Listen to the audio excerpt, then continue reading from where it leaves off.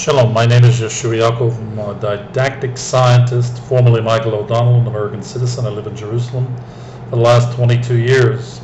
This is a video, the purpose of which is to articulate the national platform development strategy for Israel after the economic military aid from America dries up, which we should recognize is going to be much sooner than most people think. Having said that, let's put a context on the strategy that is what comes after the collapse of Zionism, all denials notwithstanding, and I'll get to that in a minute. Humanomics in general is the new East-West convergence model, and its central organizing principle is receive to give, which is the new cognitive behavioral science first principle. And it means receive to give means receiving the authentic you to give the authentic you to who? Indeed, yes, the authentic you.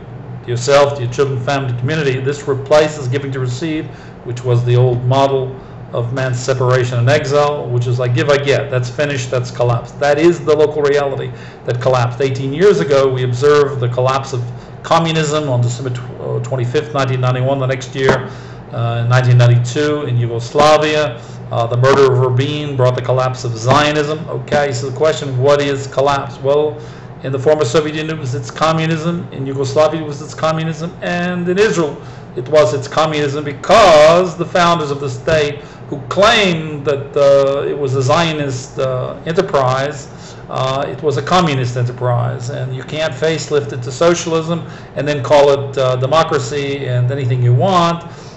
So the emperor is naked. That's what we have, and denying it isn't helping anything. So the new East-West convergence, and by the way, the meta-narrative of 9/11 is, if I can jump forward to the collapse of the local reality, came to capitalism and democracy on 9/11. The meta-narrative is the end of man and mankind's exile. That is the meaning of the event of 9/11. Okay, all denials notwithstanding, it also came to Iraq on March 17, 2003, in Lebanon with the murder of Harari, 4 or 5 African nations spreading around the world. Okay, so the collapse of the local reality means the end of man and mankind's anthropologic, psychologic, sociologic, psychologic model of exile, which was giving to receive. I give, I get. That's collapsed, that's finished, and it's replaced by receiving to give, which means receiving the authentic you to give the authentic you to your authentic self, to your children, your family, your spouse, your community, and to the world. Okay, this is where we are, folks. This is the strategy. This is the national platform strategy. This is the educational strategy. This is the macroeconomic platform and development strategy for Israel after the aid from America and the U.S. And we're not going to wait. We cannot afford to wait. We must get on with it right now. And how do we do that? Because the fact of the matter is the collapse of local reality around the globe has implications and meanings for the G9 in general, and America and Japan in particular, because they're the 2 largest economies. Look, the collapse of local reality operates on 4 levels. The psychosocial, which means the nations, economies, groups of economies. The behavioral level, the cognitive level, the psychosocial level, reversing that and making it more specific individuals, families, communities, and nations.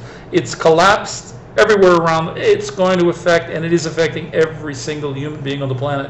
We are no longer in exile. The end of man and mankind's exile, separation from God and man's authentic self, is a reality.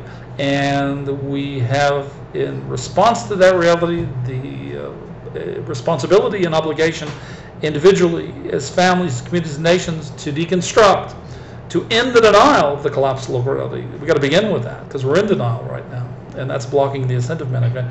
We have to deconstruct ground zero, deprogram the mind of exile, restore our authentic self, and heal from the ravages of exile. That's where we are, folks. And this is very important because in America, for example, they're about to do the coronation of their candidates and run the presidential game. The fact of the matter is the economy is in meltdown, and all denials notwithstanding, the boom-bust cycles that come full circle. The solution not only to America's economy, but the G9, which are also in meltdown, is the new economic paradigm. And what do you do with it? The new economic paradigm model, the integration of labor, defines information in classical terms as a new agent of transformation. The winner of the presidential election in America will seek and secure a mandate from the Congress to undertake a $5 trillion supply-side major project to develop, implement, and acculturate world-class new global technologic infrastructure based upon the new economic paradigm model of integration, which replaces the division of labor. This will allow America to re-educate, retrain, and acculturate the entire workforce, creating tens of millions of jobs, tens of thousands of domestic content sustainable jobs by the end of year one. It will eliminate the national deficit, the trade deficit, the social security deficit, and it will transform the output capacities over the decades. It will be amortized over 20 years. 60% of the investment for this project will come from G9 strategic projects, 40% for America amortized over 20 years. It will eliminate the national deficit, trade deficit, social security deficit. It will triple the purchasing power of the dollar from years 11 and 12 on through years 20. It's a win-win situation. It will generate surplus sufficient to provide and fund for comprehensive national medical health insurance for every American, free. It will provide sufficient surpluses to fund college education for every American wanting to and willing to attend college, free. Win-win situation. It will be generating surpluses in the last 8 years or so of the project, sufficient to quadruple, to triple and quadruple the foreign aid to the LDCs. It's a win-win situation, folks. And so, having said that, this is the strategy for Israel in the post-era of the end of economic and military aid coming from America. Look, you know, take a page out of the chapter. The Saudi Arabia recognizes that the end of the Stone Age didn't come from a lack of stones. Well, Israelis better wake up and understand that those free dollars, that $3 billion in economic military is finishing. It's already, and sitting around and sitting on your duff waiting for this to happen and not having a strategy is ludicrous. So we're not going to wait. This is the national platform development strategy, Humanomics in general, and its new economic paradigm in particular will make Israel one of the most competitive, fastest growing, sustainably economies in the world. And this is a win-win situation, but it's the building of a global technological infrastructure in Israel that is merely a prototype for export for the development on the continent and in America, for both America and the European Union, and probably Japan and Asia, China, etc., India. Okay, so we're going to be producing, importing knowledge, information, services, and technology for export. That's the future of the economy after the end of U.S. economic military aid. Folks, this is where we are. This is the reality on the ground. Zionism has collapsed. All denials notwithstanding, Humanomics is the post-Zionist model for both our education, development, and acculturation of our youth, continuity to generations, the transformation of the structure of the economy. This is it, folks. It's the East-West convergence model of Humanomics. I'm its author. Thank you for listening. I'm also the author of its two paradigms.